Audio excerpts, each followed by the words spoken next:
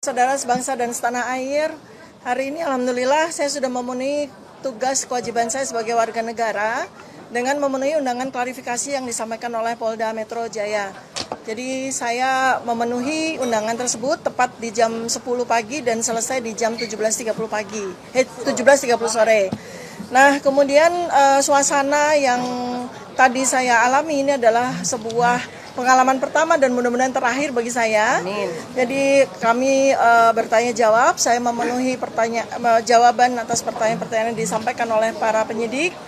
Dan kemudian saya juga menyampaikan bahwa surat undangan klarifikasi ini adalah seharusnya sesuai dengan apa yang tertulis di dalam undangan klarifikasi, yaitu definitif disampaikan bahwa undangan klarifikasi ini adalah sesuai dengan peristiwa yang dilaporkan oleh pelapor yang terjadi di Jakarta Selatan tanggal 26 Maret 2025.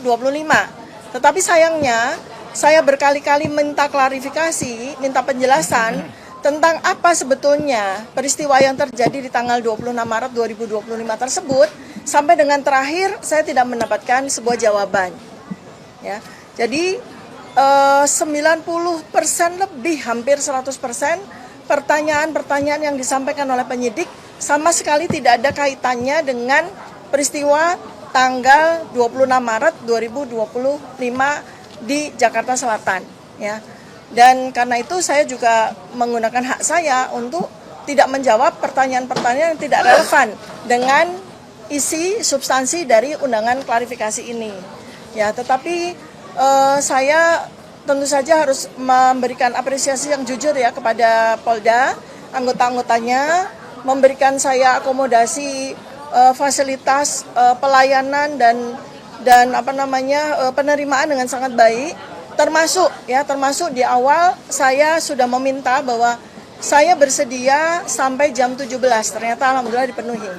Sehingga semua pertanyaan bisa kita perlakukan dengan baik gitu ya. Dan cukup ya, artinya pas sekali waktunya.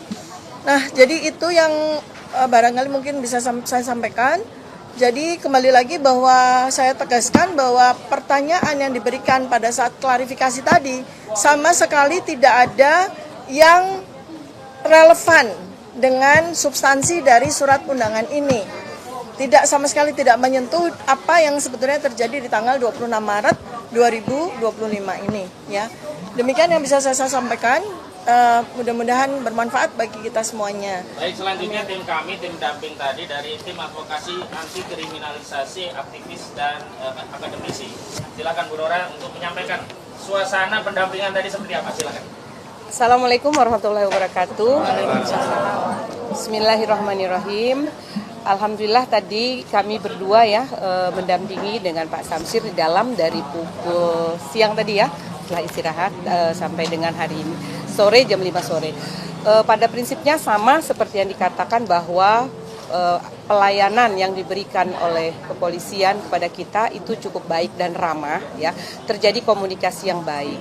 Dalam pertanyaan-pertanyaan memang hak polisi untuk bertanya dan kewajiban kita menjawab juga sesuai dengan keinginan jawaban kita. Kita melokalisir jawaban kita hanya berdasarkan undangan ini. Tujuan Dr. Tifa dipanggil adalah hanya klarifikasi dan itu pun hanya dalam kaitan yang pada tanggal yang terjadi pada tanggal 26 Maret 2025 yang dilaporkan oleh Insinyur Haji Joko Widodo. Kebetulan saya tanyakan juga, sebetulnya Bapak Joko Widodo itu melaporkan tanggal berapa sih? Beliau mengatakan, pihak penyidik menyatakan tanggal 30 Maret 2025. 30 April 2025. Ya, 30 April 2025. Terhadap apa pelaporannya? Terhadap peristiwa. Ya, jadi terhadap peristiwa tanggal 26 Maret 2025. Terus kita tanyakan lagi, apakah terlapornya sudah ada? Ternyata pihak penyidik menyatakan belum ada. Sehingga dalam kaitan itulah maka diundanglah Bapak Roy Suryo, Ibu Dr. Tifa ya diundang dalam kaitan sebetulnya bagaimana akan mencari terlapornya kan, mudah-mudahan Dr. Tifa dan Ror Suryo tidak termasuk bagian dari yang terlapor karena memang pada peristiwa yang sesungguhnya dalam laporan itu Dr. Tifa dan Ror Suryo sebenarnya tidak ada dalam kaitan tanggal 26 Maret 2026 itu. Mungkin itu saja ya dalam ini ya. Alhamdulillah. Selanjutnya Bang Samsir. Ya, silakan. Assalamualaikum warahmatullahi wabarakatuh. Waalaikumsalam. Ya, hari ini atas undangan untuk saudari Dr. Tifa Zia Tiasuma ya. Yang di sini undangan itu pada hari Kamis hari ini tanggal 15 Mei 2025. Kita hadir di sini tepat tadi jam 10 ya. Selesai tadi jam 17.30. Itu 7 jam setengah. Total ada 18 lembar BAP yang dibuat dan juga jumlah 61 pertanyaan. Cukup banyak. Dalam arti yang di sini sudah disampaikan oleh Dr. Tifa maupun Ibu Nora tadi atas kejadian tanggal 26 yang nggak ada hubungannya dengan laporan yang dibuat oleh Saudara Insinyur Joko Widodo. Tapi memang di sini dalam undangan ini disebutkan ada pasal-pasal yang diduga gitu kan. Ada 5 pasal diduga, pasal 310, pasal 311, pencemaran nama baik dan fitnah. Kemudian ada pasal 32, 35, Undang-Undang ITE yang berhubungan dengan dokumen. Ada pasal 27A yang hubungannya dengan Undang-Undang ITE. Tapi ya di sini ya dari apa-apa yang disampaikan dan di pertanyaan tadi telah dijawab dengan kooperatif ya. Tadi juga disebutkan penyidik juga kooperatif. Di sini juga Dr. Tifa penyampaian dari penyidik juga sangat kooperatif, menjawab dengan lugas atas pertanyaan-pertanyaan yang telah diberikan tersebut. Saya pikir ini yang kita dapat sampaikan. Jadi dalam pendidikan, dalam klarifikasi undangan dari Polda Metro Jaya ini hari ini jam 17.30 kita telah selesai Berjalan dengan lancar. dan berjalan dengan lancar. Terima kasih. Assalamualaikum warahmatullahi wabarakatuh. Baik, sambil kami infokan nanti kalau ada pertanyaan, tapi sebelum ada pertanyaan, kami infokan bahwa tim kami disebut dengan tim advokasi anti kriminalisasi akademisi dan aktivis. Dan ini ada tim kami di sebelah kanan saya ada Bang Medi Juniarto termasuk anggota tim, ada Bang Juju Purwantoro anggota tim. Di sebelah tadi ada Pak Gunawan Parikesit dan yang lainnya begitu. Baik, sebelum masuk ke sana nanti ada tanggapan. Kira-kira ada pertanyaan? Tidak? Ya silakan. Untuk Dr. Tifa mungkin Silakan. tadi mungkin boleh ditegaskan lagi berapa banyak pertanyaan yang ditanyakan. Tidak ada pertanyaannya, kebanyakan tidak ada kaitannya dengan peristiwa 26 semuanya, berapa Tidak ada kaitannya dengan 26 Maret. Mungkin ya selain jati diri, pertanyaan lain itu nggak ada hubungan. Iya. Ya, jadi total pertanyaan tadi ada 61 butir, ya.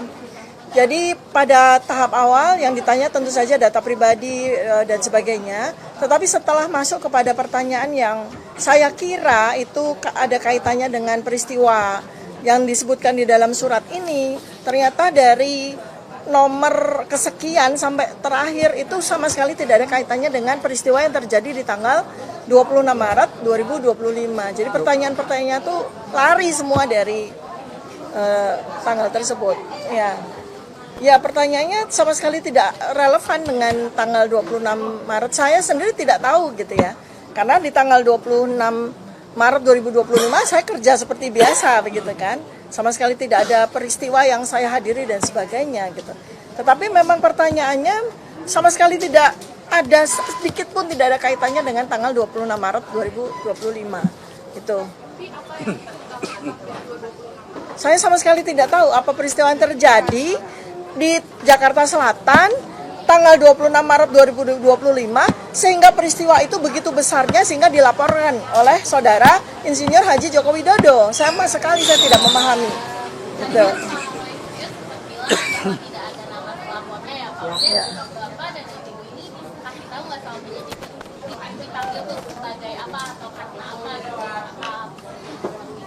Oh ya.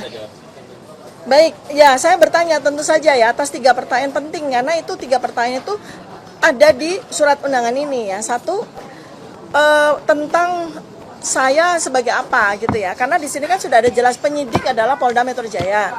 Kemudian pelapor adalah Insinyur Haji Joko Widodo. Tentu saja mestinya di surat ini juga tertulis terlapor. Saya tanya, apakah saya sebagai terlapor? Tidak. Saya diundang sebagai saksi. Nah, kalau saya sebagai saksi, peristiwa yang tertulis di surat ini jelas.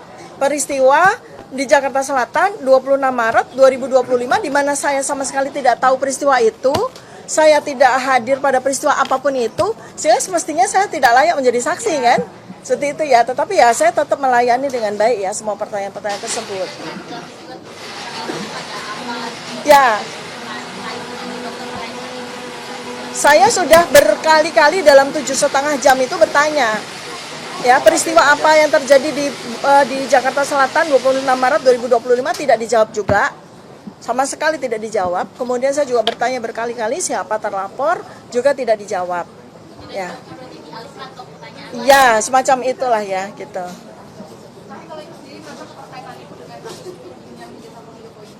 Ya saya merasa tidak ada kaitannya ya. Artinya kalau ini berkaitan dengan pasal-pasal ini ya tentu saja saya tidak ada kaitannya sama sekali gitu.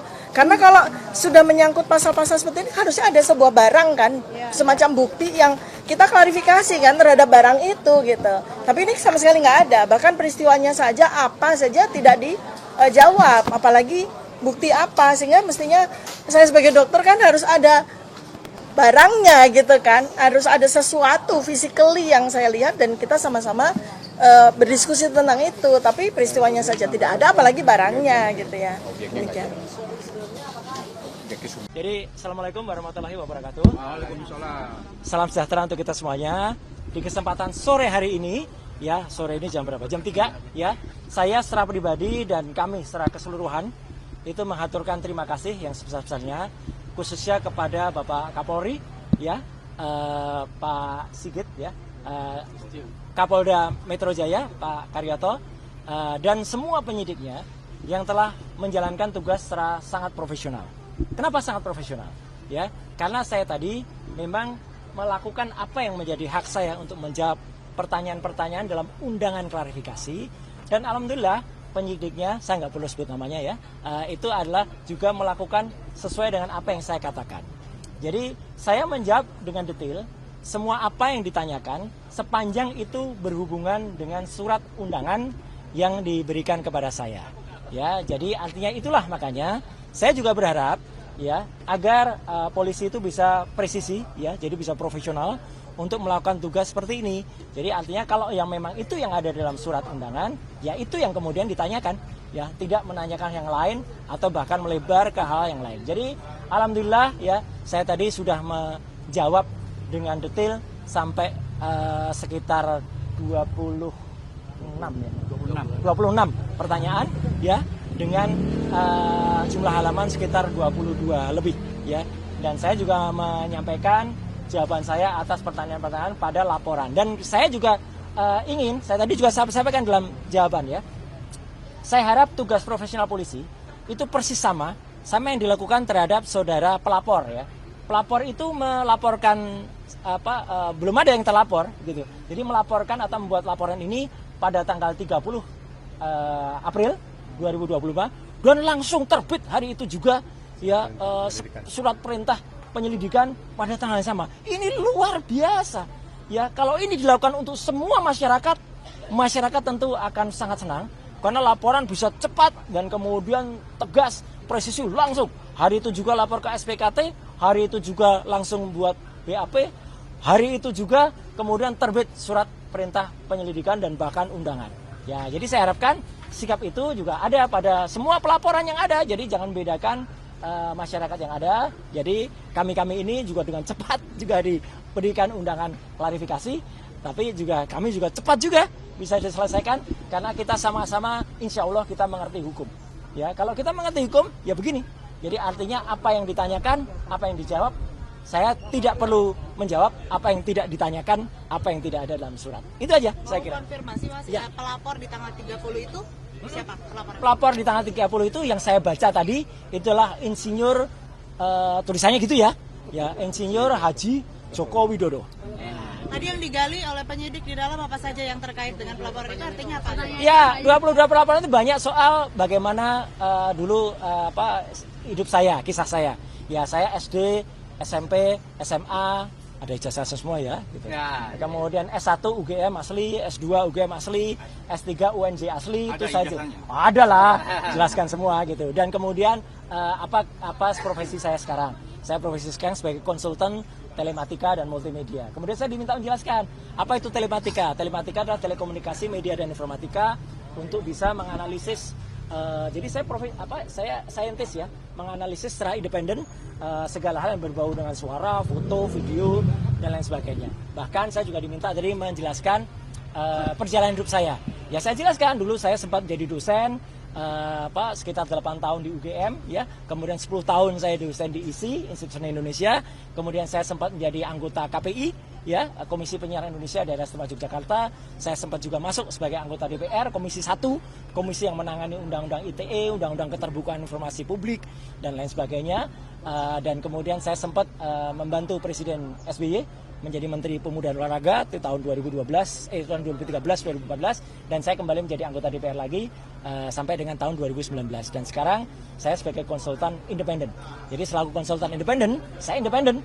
Ya, saya berhak melakukan apa yang menjadi tugas saya dan kemudian saya berhak menyampaikannya kepada masyarakat sepanjang dengan ilmu pengetahuan dan menjadi keterbukaan informasi publik. Itu aja yang ditanyakan tentang itu. Kemudian tentang ada beberapa hal yang lain yang ditanyakan, apakah soal video begini, saya hanya jawab singkat saja. Apakah itu ada pada surat laporan tertanggal 26 Maret 2025. Ketika ditanyakan tidak terkait dengan itu, ya sudah. Jangan tanya saya yang tidak ada kaitannya dengan itu. Ya, jadi kalau sama tidak ada itu, jadi lokus dan tempusnya tidak sama dengan apa yang ada pada surat undangan, ya sudah, itu tidak perlu dijawab. Ibaratnya kalau kita mengerjakan ujian, ya teman-teman semua, ya masyarakat, kita diminta untuk belajar tentang fisika. Ternyata nanti pertanyaannya soal kimia, ya jangan dijawab. Wong kita tugasnya adalah menjawab soal fisika. Jadi itu sama cerdasnya. Alhamdulillah tadi penyidik juga cerdas. Siapa? Jadi kalau Bapak tidak menjawab, saya tidak menolak jawaban. Tapi saya keberatan dijawab, ya sudah. Artinya clear semuanya. Kemudian itu ada poin-poin sehingga saya juga tidak menyiksa teman-teman untuk harus menunggu sampai tengah malam. Ya, saya juga tidak menyiksa penyidik dan pembuat laporan saya harapkan juga tidak menyiksa masyarakat. Ya gitu, dengan membuat laporan-laporan yang tidak ada gunanya atau tidak ada manfaatnya ya bagi seluruh masyarakat. Saya kira itu. Video yang tadi dipertanyakan video apa sih? Video yang tadi dipertanyakan ya karena saya nggak lihat lagi karena saya dipertanyakan nggak ada hubungannya dengan itu ya nggak perlu saya jawabkan. Oke. Itu. Ada pertanyaan lain mungkin yang substansi yang terkait Nggak dengan ada, materi? nggak ada karena video itu. Karena yang terkait dengan surat laporan itu ini harus jelas ya teman-teman. Jadi ini clear banget ya. Ini clear banget. Jadi LP itu ada pelapornya, tapi lucunya nggak ada terlapor. Sekali lagi ya. Tidak ada nama terlapor. Jadi untuk para kuasa hukum yang kemarin sudah nyebut-nyebut nama, inisial dan sebagainya, hentikan tindakan-tindakan seperti itu. Itu tidak bagus ya untuk masyarakat. Karena ternyata tidak ada terlapornya. Jadi kalau tidak ada terlapornya saya nggak perlu jawab.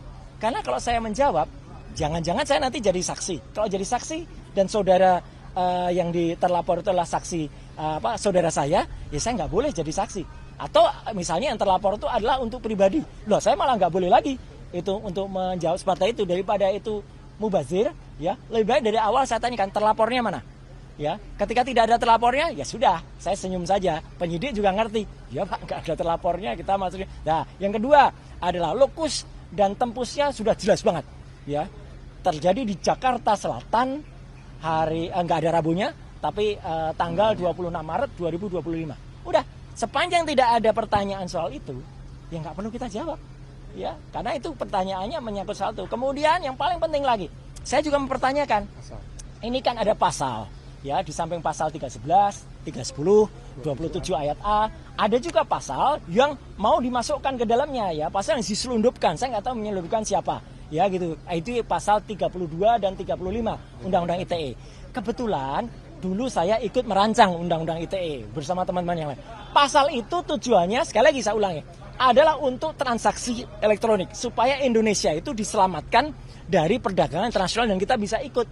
Bukan pasal untuk mempidanakan orang. Jahat sekali kalau ada orang menggunakan pasal itu untuk mempidanakan seseorang. Kayak dulu kasus Mbak Prita Mulyansari. Jahat sekali.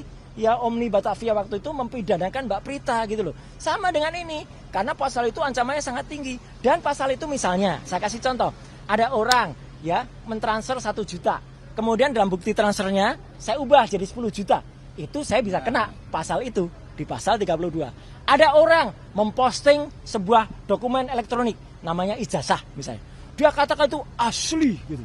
Padahal ternyata orang yang punya ijazah mengatakan saya nggak pernah mengeluarkan ijazah itu loh. Lah berarti yang memposting ijazah itu salah seorang kader dari partai itu.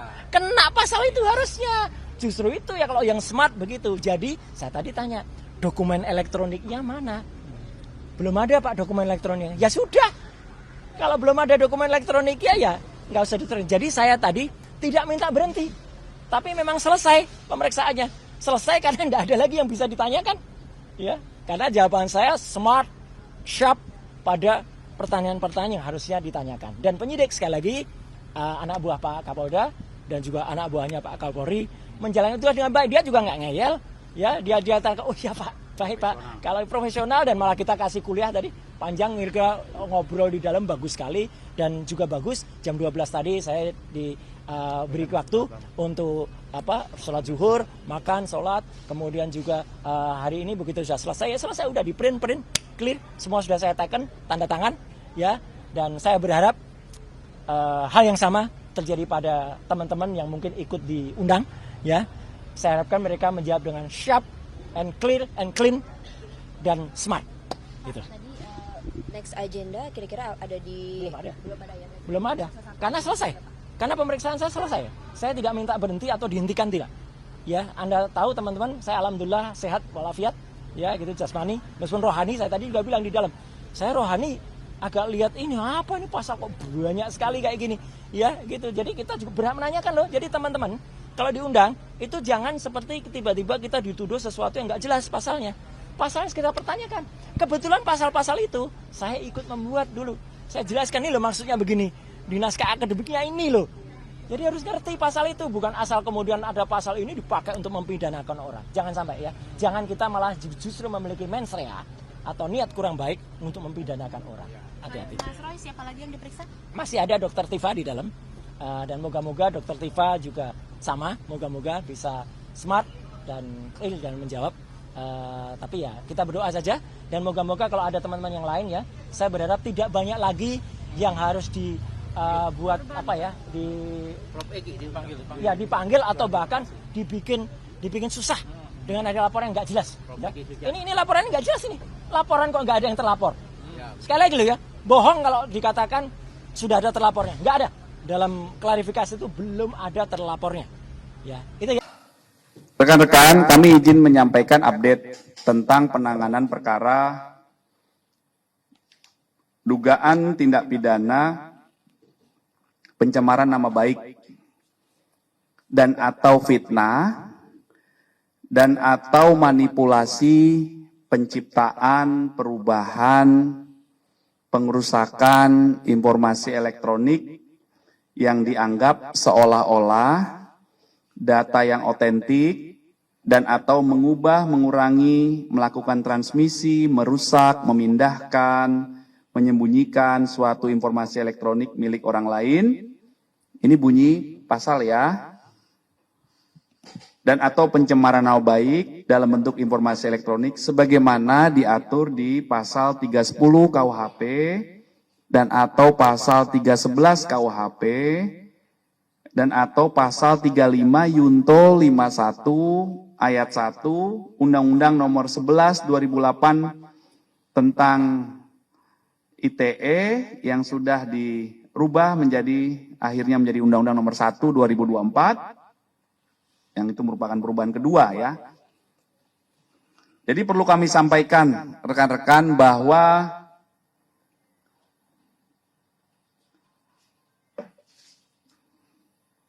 terlapor dalam kasus yang dilaporkannya adalah dalam penyelidikan. Kemudian pelapornya adalah saudara JW. Kemudian kronologis perkara yang dilaporkan, adalah pada tanggal 26 Maret 2025 di sekitar Karet Kuningan, Jakarta Selatan, pelapor selaku korban mulai mengetahui adanya video melalui media sosial berisi pernyataan fitnah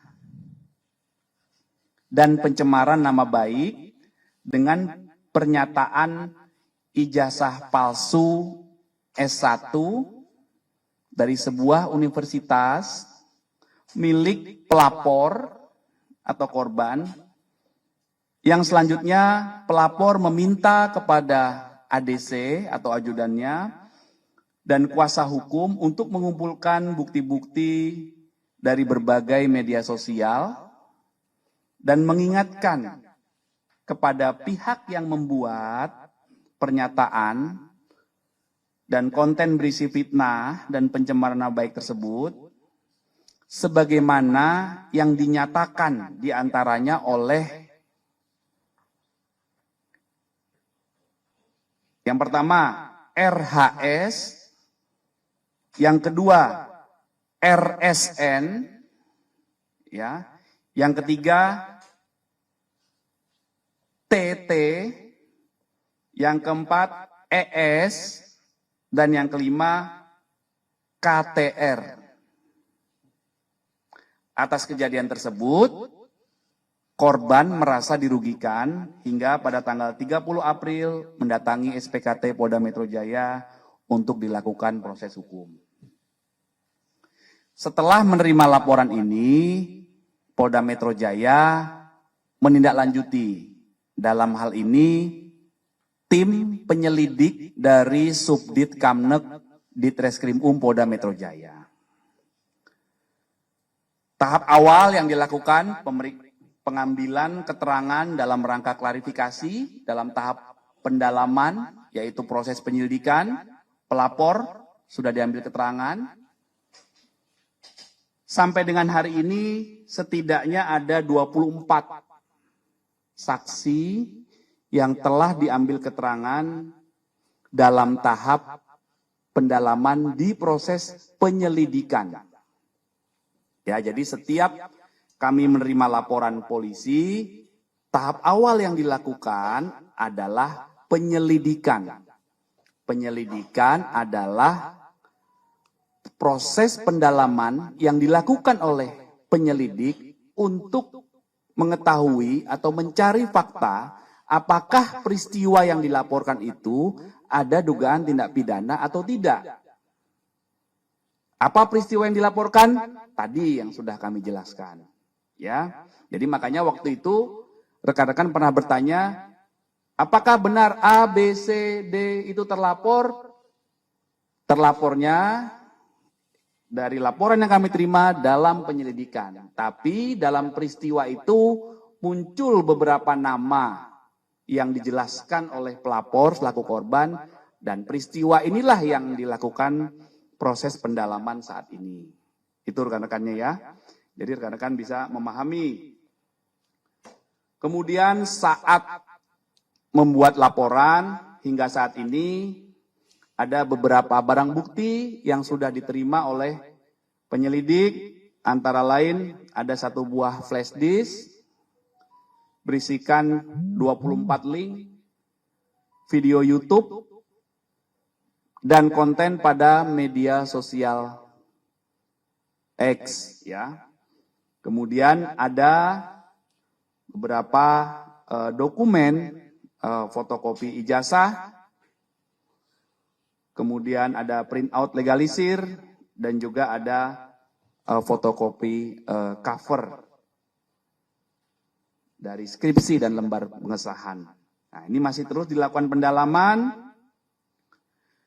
Kemudian update hari ini menjawab pertanyaan beberapa media 2 hari terakhir ya.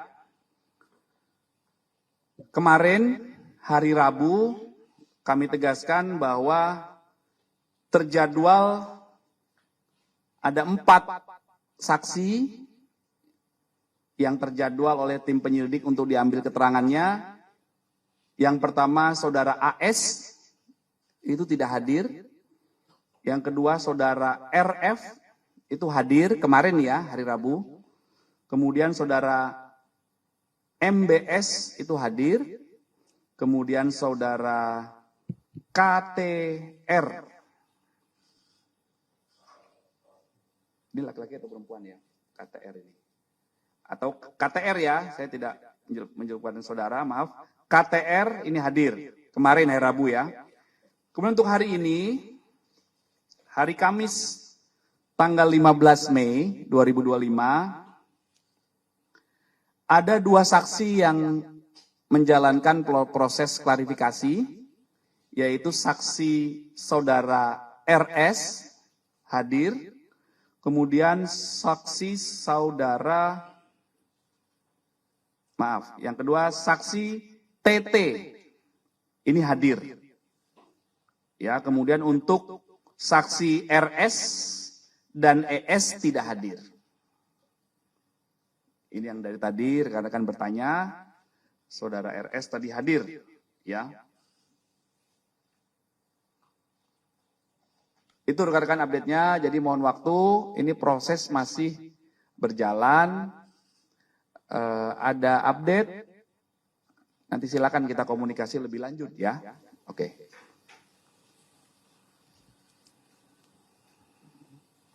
Ada pertanyaan? Iya. Berarti pihak kepolisian sudah mengantongi ijazah milik pelapor JW dan kembar pengasahan skripsi milik pelapor. Fotokopi. Tadi saya jelaskan fotokopi. Fotokopi ya. Oke. Ini masih tahap penyelidikan. Kemarin Pak Abraham Samad menyebutkan jika dirinya belum mendapatkan panggilan pihak kepolisian dan juga dia merasa heran karena dihubungkan dengan kasus ijazah tudingan ijazah Jokowi ini. Dari kepolisian apakah memang benar memanggil Pak Abraham Samad juga atau tidak Pak? Penegasannya juga. Bentar ya.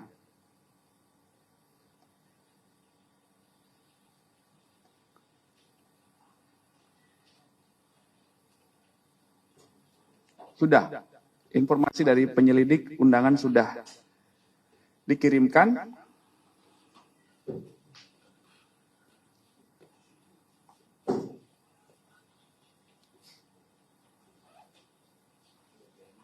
Saksi adalah orang berdasarkan fakta yang ditemukan oleh tim penyelidik. Jadi saat ini tahapnya namanya penyelidikan. Dan tahap penyelidikan ini, penyelidik mengumpulkan fakta-fakta dari pelapor, dari korban, kemudian saksi-saksi yang dijelaskan oleh korban, kemudian dari peristiwa utuh muncul saksi-saksi. Jadi siapapun yang dipanggil saksi oleh tim penyelidik, maka pasti dibutuhkan keterangannya untuk membuat peristiwa ini menjadi utuh di tahap penyelidikan awal. Ya, sekali lagi penyelidikan adalah upaya penyelidik untuk mengumpulkan fakta, untuk menentukan apakah peristiwa yang dilaporkan oleh korban ini ada tindak pidana atau tidak. Nah, itu tahap awalnya dulu. Ya, oke. Ya. Tadi kan ada beberapa saksi nih yang tidak hadir atau mangkir. Apakah kemudian akan dijadwalkan ulang? Dan selanjutnya ini ada saksi lain juga yang akan dipanggil untuk pemeriksaan? Ya, nanti itu penyelidik yang menjadwalkan. Ya, ada mekanisme pemanggilan lagi, penjadwalan ulang. Ada satu saksi juga komunikasi dengan penyelidik. Ada yang menyampaikan sakit, nanti disesuaikan lagi waktunya. Bisa dilakukan komunikasi, ya. Ini ada dugaan saksi lain yang akan dipanggil juga atau dari nama-nama itu saja? Nanti kami pastikan, ya. Oke. Kalau dari Polda sendiri akan seperti Barreskrim, kira-kira ini kan tuduhan ijazah akan diperiksa juga keautentikan ijazah palsunya si pelapor.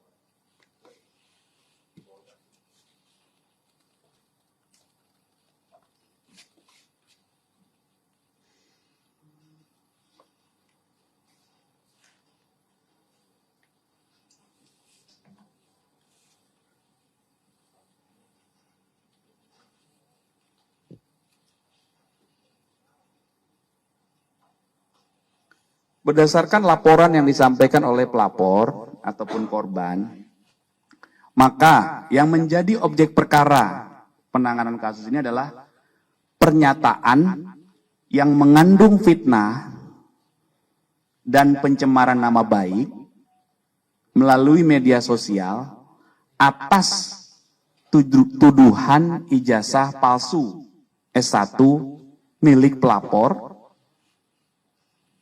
kemudian skripsi, berikut lembar pengesahan. Nah, inilah yang akan didalami ya. Tahapan-tahapan itu nanti akan dilakukan. Penyelidik juga akan berkomunikasi dan melakukan pendalaman terhadap beberapa ahli ya untuk pengambilan keterangan. Karena proses penyelidikan itu adalah tadi untuk membuat terang atau melengkapi fakta apakah peristiwa yang dilaporkan itu merupakan tindak pidana atau bukan. Yang kedua, itu adalah merupakan proses pengumpulan fakta-fakta, barang bukti, dan alat bukti. Ya, sehingga beberapa barang bukti nanti akan diuji, beberapa alat bukti dikumpulkan, makanya nanti membutuhkan keterangan beberapa ahli. Ya, tuh update-nya rekan-rekan. Izin Pak, ada beberapa pertanyaan. Yang pertama, ini kan tadi kan udah ada yang selesai diperiksa ya Pak. Nah, dan Bapak tadi menjelaskan kalau dalam laporannya itu memang disebutkannya terlapornya adalah dalam lidik ya Pak ya. Iya. Tapi kemudian ingin meminta penegasan aja, apakah nama-nama yang diperiksa hari ini itu keluar setelah ada dari pihak pelapor menyampaikan kalau mereka inilah yang terkait dengan yang peristiwa yang tadi disebutkan. Itu yang pertama. Yang kedua, saya jawab satu-satu. Iya. Jadi nama-nama ini muncul di kronologi perkara di laporan polisi yang dibuat oleh pelapor. Berarti udah disampaikan memang dari pelapor itu ngasih tahu mereka ini gitu ya Pak ya? Iya. Namun tidak menunjuk siapa terlapornya. Jadi paham ya? Jadi seperti gini analoginya. Korban kehilangan motor. Dia belum tahu siapa pencuri motornya. Tetapi dalam peristiwa kehilangan motor ini, ada orang-orang yang diduga mengetahui. Saya lagi makan bakso bersama ABC. Naik motor itu, begitu pulang motor saya hilang, jadi sehingga nama ABC ini saya sebutkan. Kira-kira seperti itulah. Ya. Walaupun ini saksi. Dan ini adalah orang-orang yang ada di konten. Ya, jadi tolong dicek lagi pernyataan saya tadi tentang kronologis perkara yang dilaporkan. Ya, bahwa berarti pelapor spesifik ada mention orang-orang ini gitu ya? Ada di laporannya. Tapi terlapornya tidak disebutkan siapa. Karena ini membutuhkan proses pembuktian. Ya, jadi ketika rekan-rekan bertanya, apakah terlapor, kapan terlapor? Ini bukan terlapor, gitu loh. Ini adalah saksi dalam sebuah peristiwa yang dilaporkan. Nah, ini juga harus dipahami oleh rekan-rekan. Pak, pertanyaan keduanya. Iya. Tadi sempat di-mention sama pihak yang sudah diperiksa, kalau surat panggilan dia itu spesifik terkait peristiwa di tanggal 26 Maret. Dan Bapak tadi mention peristiwa di 26 Maret itu ada kegiatan yang berisi memberikan fitnah dan segala macamnya. Iya. Jelaskan nggak itu ngapain sih Pak di 26 Maret itu? Kan tadi sudah saya jelaskan ya kronologinya ya. Maksudnya apa pergumulan apa yang terjadi di situ gitu loh Pak yang dibahas gitu. Kenapa? Ya ini soalnya si yang udah diperiksa ini bilangnya dia cuman ya nggak ada apa-apa, cuman ngumpul buka puasa bersama Pak gitu. Jadi sekali lagi ya, saya jelaskan ada sebuah peristiwa yang dilaporkan oleh pelapor. Apa peristiwanya? Yaitu tanggal 26 Maret di sekitar Karet Kuningan yang tadi itu. Nah, itulah yang didalami dari peristiwa yang disampaikan itu ada pidana atau tidak. Gitu. Itu yang didalami. Kayak mereka pamer apa ngasih tahu kalau oh ini jasa dia palsu gitu maksudnya Pak. Ini ya, pelapor atau korban mulai mengetahui adanya video di media sosial yang berisi pernyataan fitnah dan pencemaran nama baik dengan pernyataan ijazah palsu S1 milik korban. Selanjutnya korban meminta, ini kan kronologis, minta ADC dan kuasa hukum membuka bukti-bukti dan mengingatkan kepada pihak yang membuat, makanya dicatat ini, yang membuat pernyataan dan konten berisi fitnah dan pencemaran nama baik tersebut, sebagaimana yang dinyatakan di konten tersebut oleh saudara RHS. Itu loh, ini yang didalami peristiwa ini, yang dialami. Korban ini merasa dirugikan, kemudian menjelaskan peristiwa itu kepada penyelidik. Inilah yang didalami, diungkap faktanya. Ini seperti apa faktanya? Ada nggak dugaan tindak pidana di sini? Itu namanya tahap awal penyelidikan. Nanti faktanya apa? Ya itu tergantung dari pengumpulan fakta-fakta oleh tim penyelidik. Nah, jadi paham ya? Jadi itulah sebuah tahapan atau proses yang sedang kami lakukan.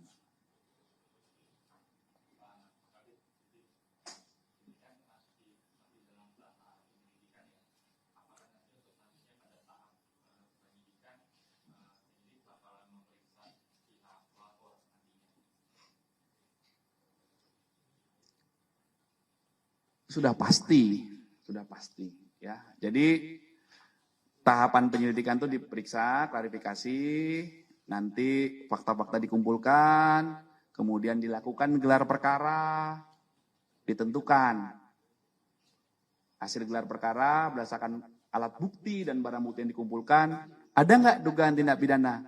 Kalau ada dugaan tindak pidana, ditingkatkan statusnya menjadi penyidikan. Setelah penyidikan, pelapor diperiksa lagi, di BAP namanya.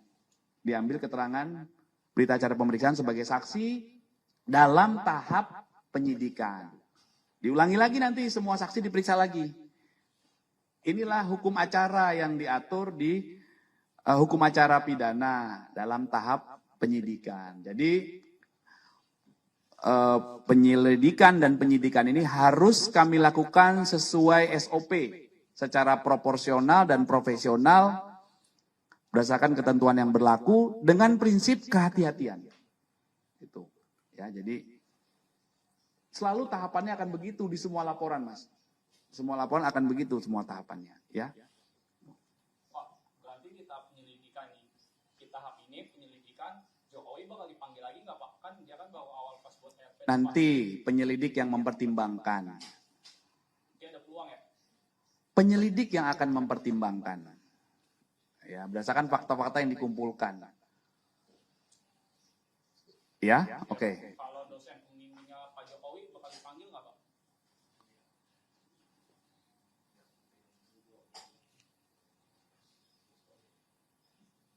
Dosen pembimbingnya. Iya Pak, kan kemarin sempat upload. Nanti kami cek, ya.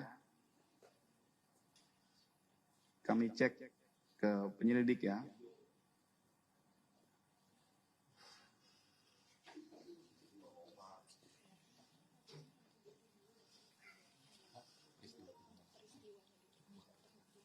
Oke? Jadi biar edukasi juga. Jadi pertanyaannya itu biar nyambung gitu loh. Jangan yang pertanyaan yang salah, yang jawab bingung nanti. Ya, oke? Tapi sejauh ini pertanyaannya keren-keren. Selalu menimbulkan angle baru. Keren.